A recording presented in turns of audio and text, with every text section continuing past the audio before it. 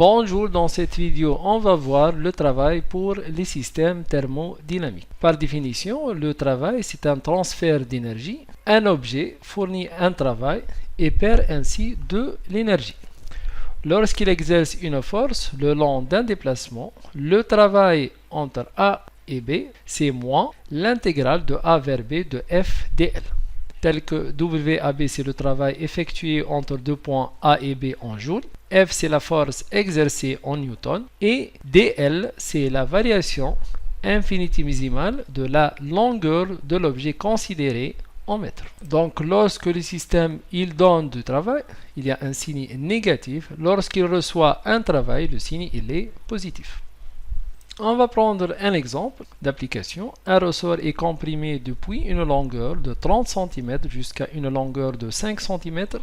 Le ressort est tel qu'il exerce une force en newton indépendante de sa longueur est égale à, donc la force exercée par le ressort c'est 6 fois 10 puissance 3 newton.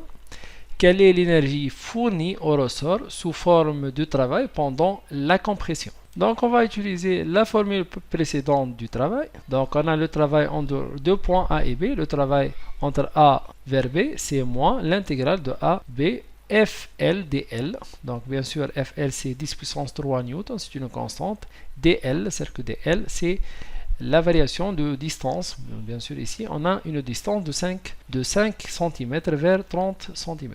Ou bien l'inverse, de 30 cm, car il s'agit d'une compression, on a diminué la longueur de ressort de 30 cm vers 5 cm.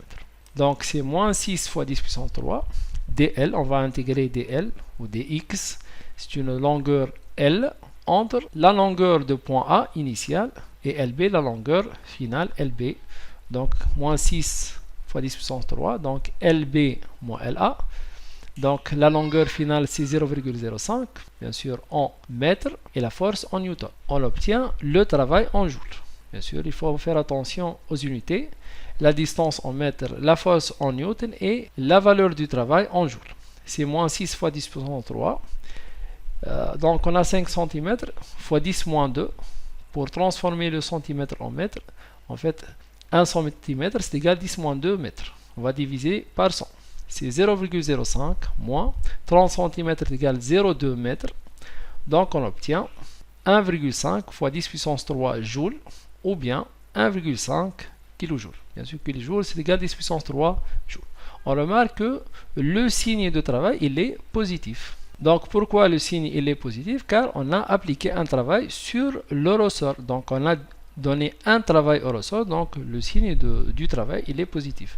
Et non pas le ressort il a fourni un travail à un autre mécanisme ou un autre solide. Donc le signe ici il est, donc le signe de travail transféré est positif car le ressort a reçu de l'énergie. En fait, sa longueur a diminué pendant qu'il faisait comprimer. Voilà, donc on a terminé cet exercice. Merci et à la prochaine.